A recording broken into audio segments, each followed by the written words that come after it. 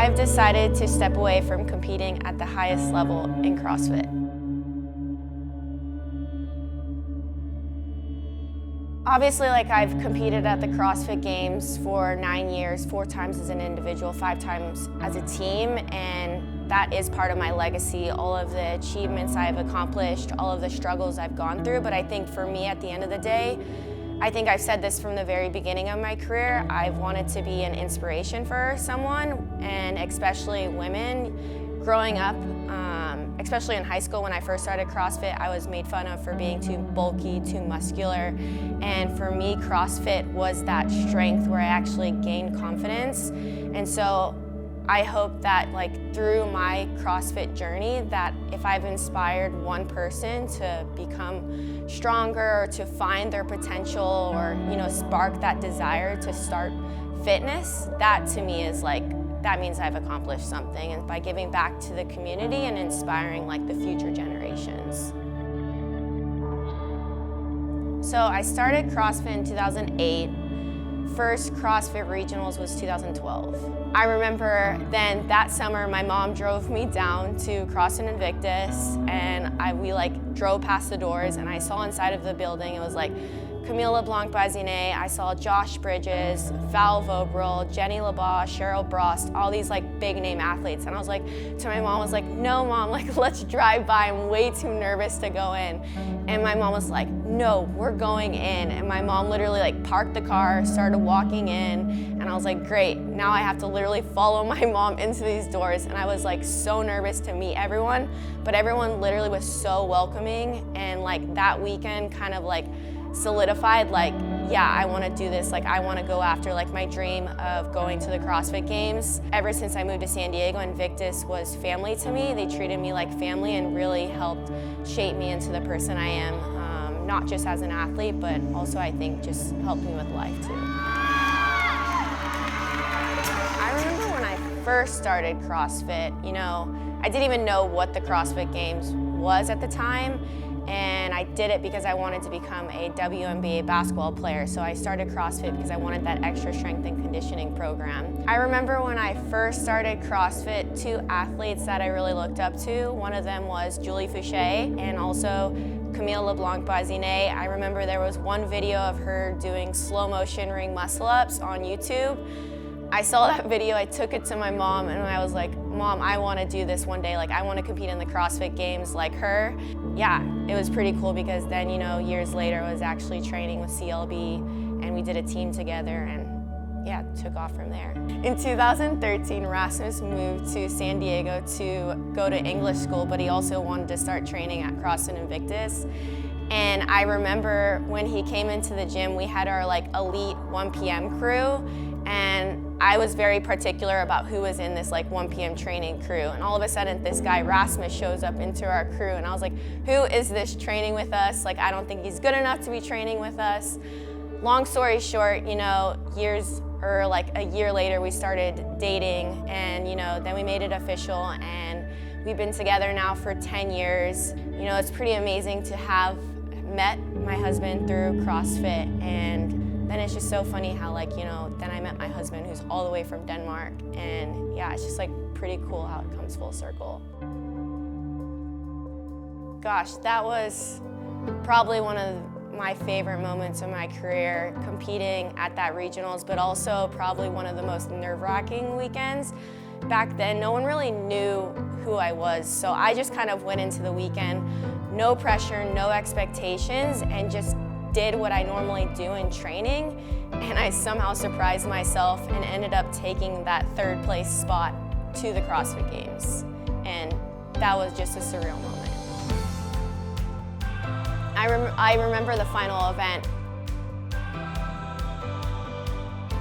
It was pull-ups into heavy overhead squats, which was actually my jam back in the day.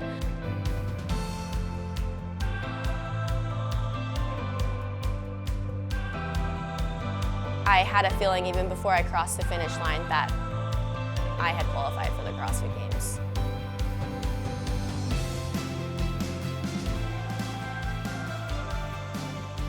There really is nothing like competing under the lights at Carson for the CrossFit Games. I ended up matching my PR, and then he told me to go heavier, and then I PR'd that day, and that was pretty special.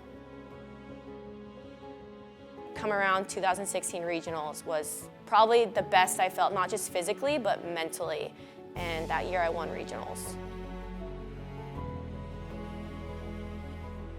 And already after the 2018 games, taking 31st, my worst finish, I needed to do something different. So I needed to make a change, and that was the year of the super teams. And so Invictus wanted to put together a super team with me, my husband Rasmus, Tommy Venus, who also just competed at the CrossFit Games, and Reagan Huckabee, who also was very complimentary to me as an athlete because she was very strong. And that was probably one of my favorite years competing, 2019. Annie messaged me on Instagram and asked me, she was like, "Hey Lauren, how are you doing?" She was like, "Do you want to do team for the CrossFit Games?" Like, did Annie Thorisdottir just message me on Instagram and ask me if I wanted to do team for the CrossFit Games? And I think I messaged her back, "Annie, are you serious? I think this is a conversation we need to talk about on the phone." And she was like, "Yeah, I'm serious, like let's hop on a call." And that moving to Iceland was probably, one of my favorite experiences of my career. We always have to talk about this event. It's like so much trauma with this event.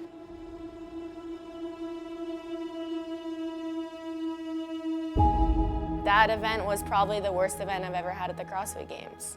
I remember after that event, I've never felt so embarrassed in my whole life and felt like I had literally lost everything for my team.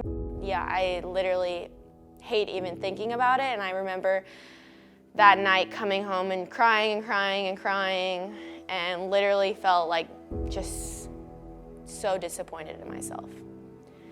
Obviously looking back at that CrossFit Games, wasn't my favorite CrossFit Games of probably most of my seasons, but it showed throughout the weekend, still taking fourth, I felt like we fought and we didn't give up, and that just showed what type of team we were. I think some of my favorite memories were laughing through the training sessions.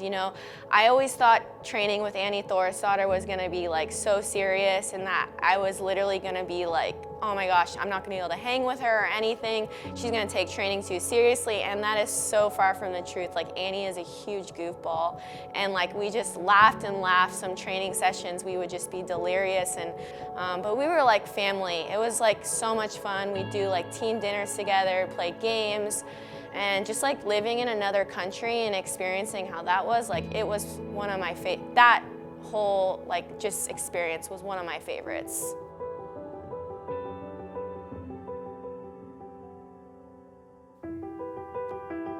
Sorry.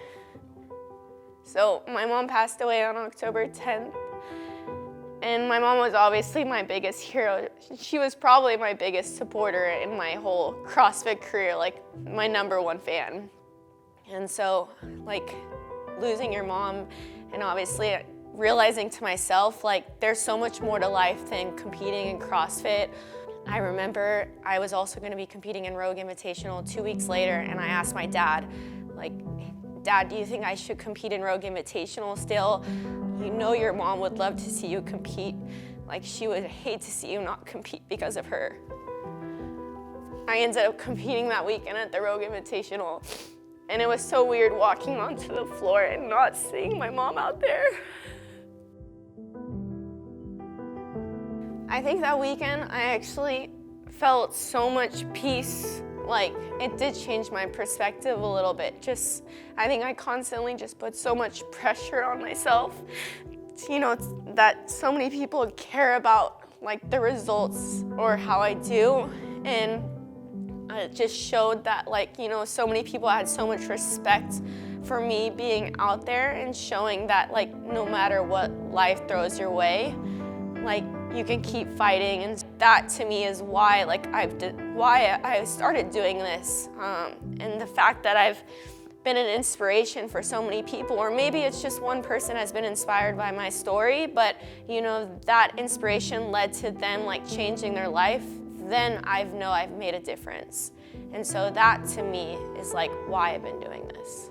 I think the legacy I want to leave behind is that I have hope to inspire people, especially for me, young women. What's next?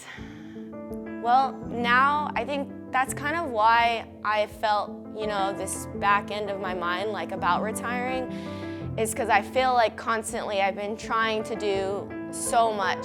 Like through my CrossFit journey, I've been able to start my business, grown strong. That's very rewarding when I feel like I'm changing lives. For me, retiring has been inside of my heart, and I feel like there's so much more to life than competing in CrossFit or tying my identity to CrossFit, and I want to make an impact and change lives while doing it. If I can do that, then I know that I'm doing something right. 12 years later, thank you and good night.